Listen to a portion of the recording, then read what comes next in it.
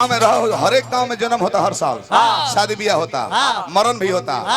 भैया देखी कितना मतलबी दुनिया बा। पुरानिया लोग हमारे बात पर विशेष ध्यान दी। हंसी नौको लोग आई बा कि पुरानिया लोग एगो गांव में दूगो काका मुअल होखस एक साल के अंदर। एगो गिरहस्थ चाचा बड़े खेती करता रहे अपन। मैनेजर साहब डिस्टर्ब बने हुए ना, मैनेजर साहब कहना हम बैठा दिलो, हम रोज सबके ध्यान अपना को रखे चाहता नहीं तो लोग के बीड़ी मांग लगता रहे। निम्नो नेता का बड़ा जी है मंच पर लालू जदो आई लोग एगो पागल आगे बैठा दो। मैंने दलितों से लेकर हर एक जाति को हक दिलाया। मेरे पुत्र तेजस्वी जी ये काम किए।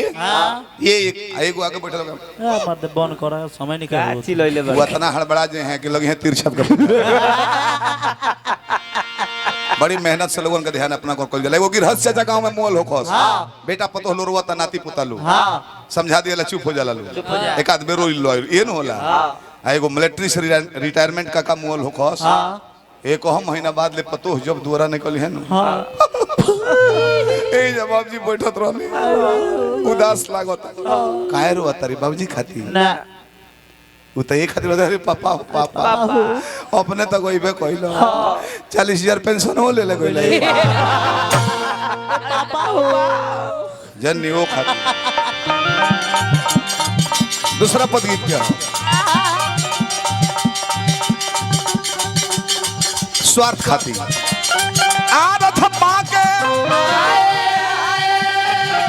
अरे स्वार्थ के साथी गोबर तोहरो भाई जी गोबर तोहरो।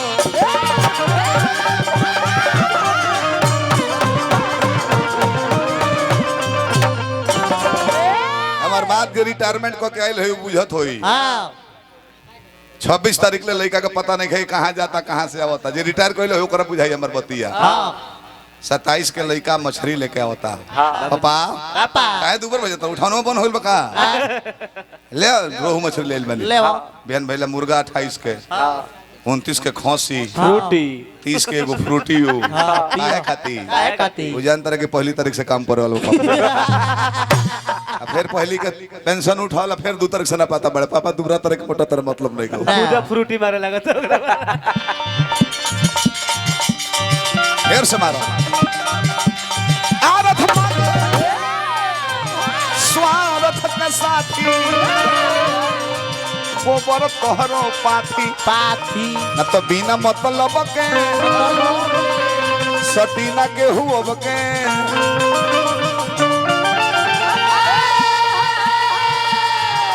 बिना मतलब के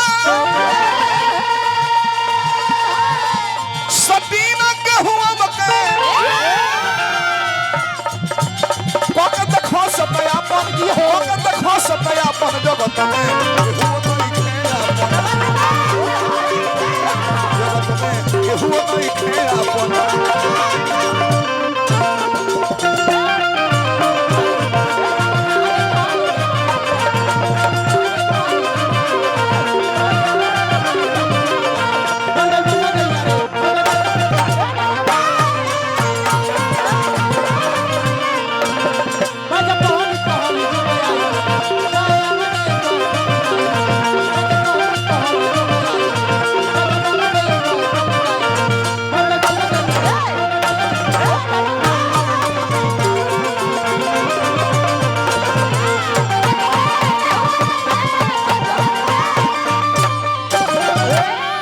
अंतिम पद गीत के कहे पावे केहू पर दावा नहीं कर सकत कि फलनिया हमार हवे ना। जब खास भाई हमने के एक सहोदर रहता है एक माई से जन्म ले बनी जा समय आओ तो मलिकार समय के अनुसार खास भाई से जो बंटवारा हो जाता तो दोसर के करा के अपन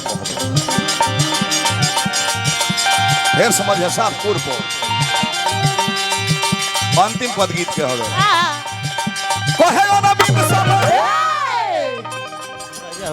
ए भैया मोबाइल में खींचता रही निचवा चेकदारवा ने घर पर टी शर्ट ब्लू मोबाइल एकदम एक गांव घर तू वैज्ञानिक बनबो कैसे कैसे कैसे तारा साइंटिफिक बने के बा एकदम साइंटिस्ट के दिया वो में साइंटिफिक साइंटिस्ट हाँ तू गड़ल गड़ल चीज के खोज करबो डीजल कहाँ निकली पेट्रोल कहाँ निकली हाँ कोयला के खदान में कोहिनूर कहाँ हीरा कहाँ तारा इतना दिमाग है जा केहू कने के बबुआ हम तारा के प्रणाम कोई नहीं कैसे दिमाग देख के कैसे अरे मूर्खिया मरल से लहंगा फहराई ल सबे ऊपर देखता और मोबाइल चालू के कोई जमीन में हल देखो देखो तारे की पैंट पहनले भी यकीन है लोअर पहले भी या ठीक बा तो हरो समस्यारी हो हाँ। ई गर्मी में फुल पैंट पहने ले नो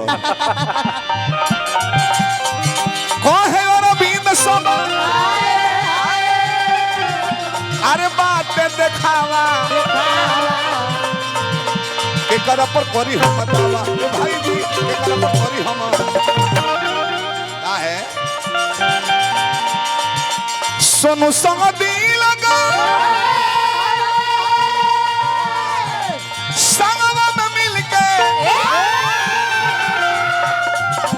बरतन जीवन यापन जगत में ये हुआ नहीं है